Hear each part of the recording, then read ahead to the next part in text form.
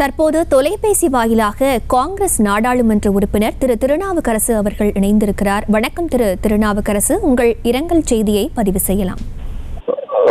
சகோதரர் விஜயகாந்த் அவர்களுடைய மறைவு என்பது ஈடு செய்ய முடியாத ஒரு மிகப்பெரிய இழப்பாகும்.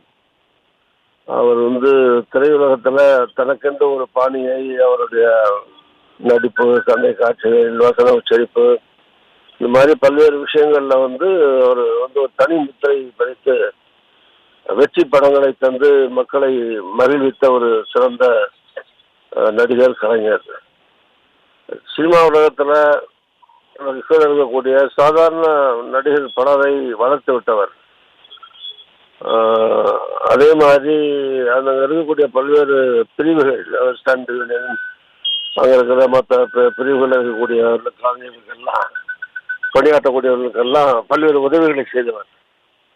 நடிகர் சங்கத்தினுடைய தலைவராக இருந்து பல்வேறு நிகழ்ச்சிகளை வெளிநாட்டில் இங்கெல்லாம் நடத்தி அந்த நடிகர்களுடைய கடனை அடைத்து நடிகர் சங்கத்தை மீட்டு கொடுத்தவர்.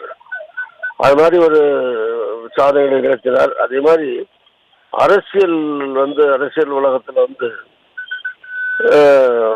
நுழைஞ்ச காலம் ஒரு மிகப்பெரிய ஒரு வாய்ப்பில்லாத ஒரு பெரிய தலைவர்கள் இருந்த காலம் அது. கலைஞர், திரு ஜெயலலிதா இவங்கெல்லாம் இருக்கிற போது அவர் அரசியலில் நுழைந்து எதிர்கட்சி தலைவர் வரைக்கும் அவர் உயர்ந்து லட்சக்கணக்கான தொண்டர்கள், பல்வேறு கட்சியினுடைய அமைப்புகளை எல்லாம் பலப்படுத்தி ஒரு மிக சிறந்த அரசியல் தலைவராக வளர்ந்து வந்து கொண்டிருந்தார். சமீப காலமாக பல ஆண்டுகள் அவருக்கு உடல்நிலை செல்லாமல் போன காலத்தினால இல்லைன்னா இன்னமும் அவரை மேலும் வளரக்கூடிய வாய்ப்புகள்லாம் இருந்தது.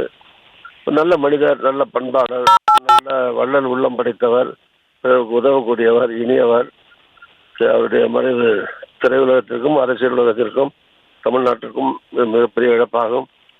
அவருடைய மறைவுக்கு என்னுடைய ஆழ்ந்த இரங்கலை தெரிவித்துக் கொள்கிறேன். அவர் இழந்து வரக்கூடிய அதாவது துணைவியார், மகன்கள் மற்றும் குடும்பத்தினர், அவருடைய கட்சியை சார்ந்தவர்கள் எல்லோருக்கும் ஆழ்ந்த அனுதாபத்தை தெரிவித்துக் கொள்கிறேன். செய்திகளை உடனுக்குடனும் துல்லியமாகவும் தெரிந்து கொள்ள சப்ஸ்கிரைப் பண்ணுங்க.